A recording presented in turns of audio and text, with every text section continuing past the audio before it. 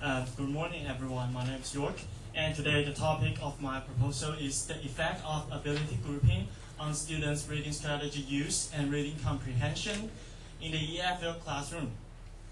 So today I've divided my presentation into three parts. The first part is the introduction, then is the literature review, and is the methodology. About the introduction, the first part is the background of the study, then is the statement of the problems, and the purpose of the study. Then the following is the research questions. Okay, now let's move into the first part, is the background of the study. So according to Anderson in 2006, reading is perhaps the most important skills for learners of English who desire to achieve success in English. And also according to Hoddleson in 1994, reading is the essential means for learning new information, and it has been the potential of opening new ways of viewing the world and transforming the world. About the statement of the problems, according to Lee in 2003, teachers give little attention to students' prior knowledge, usage of reading strategies, and metacognitive abilities. And also, Chen in 1998 found that teacher-centered teaching method does not involve all students with their learning, since some students are likely not care about what is taught.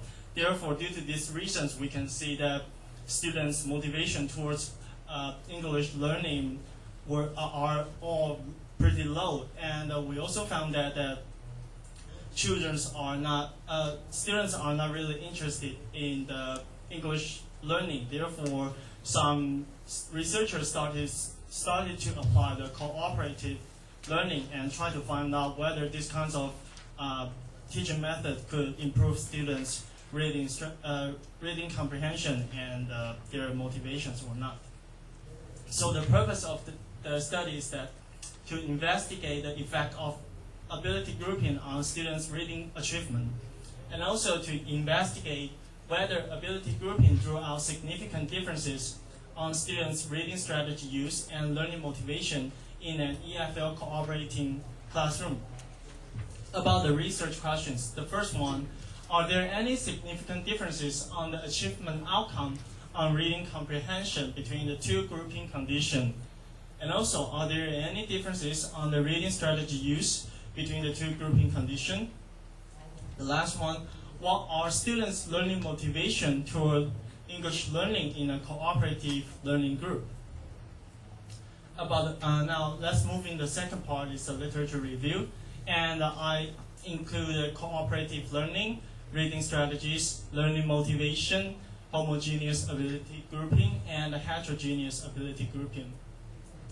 About the cooperative learning, according to Johnson & Johnson in 1994, cooperative learning is a way for students to help each other maximize their learning by the instructional use of small groups. And also Oxford in 1997 indicated some advantages of using cooperative learning. For example, it can increase students' intrinsic motivation and build students' self-confidence, create concern and altruistic relationships, and it can also decrease anxiety and prejudice. And Brown, because we know that in cooperative learning that students need to work in small groups, and Brown in 2001 indicates some advantages of learning in group work. For example, it can generate interactive languages and offers an embracing affective climate, and also promote learner responsibility and autonomy. And group work is also a step toward individualizing instruction. And there are 5 important elements in cooperative learning. The first one is positive interdependence.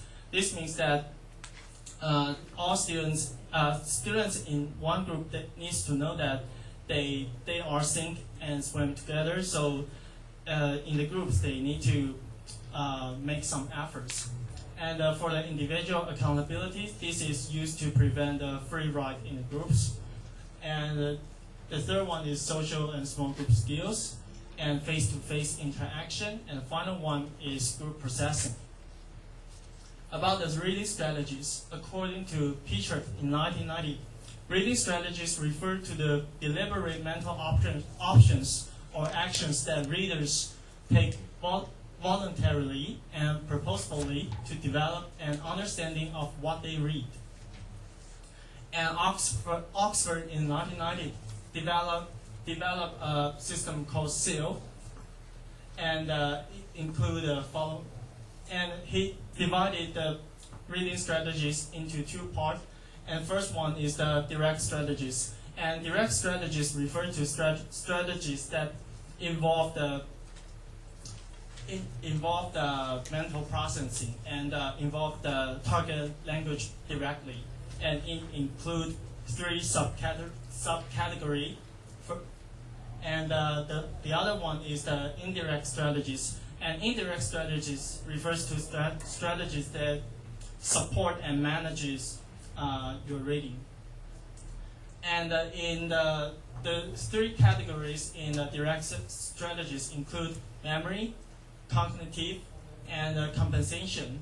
And in indirect strategies include metacognitive, affective, and social.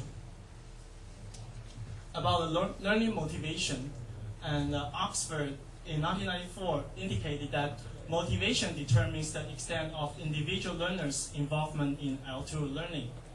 And also, motivation is a key factor that influences the extent to which learners are ready to learn autonomously. About the homogeneous ability grouping, and the homogeneous ability grouping allows teachers to apply different instruction to the need of the students of different academic levels. And it can also offer a high achiever more difficult materials and to provide low achiever more support. About the heterogeneous ability grouping is that high ability students participate and learn at least as well as in heterogeneous group and seem to benefit from working with people of diverse ability. And now I'm going to introduce my methodology.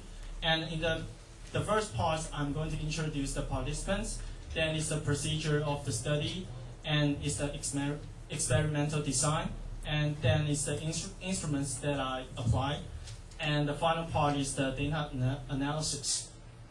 For the participants, and in this study, I'm going to choose 30 undergraduate students from NTIT, which means National Taichung Institute of Technology. And they're in one English reading class, and they may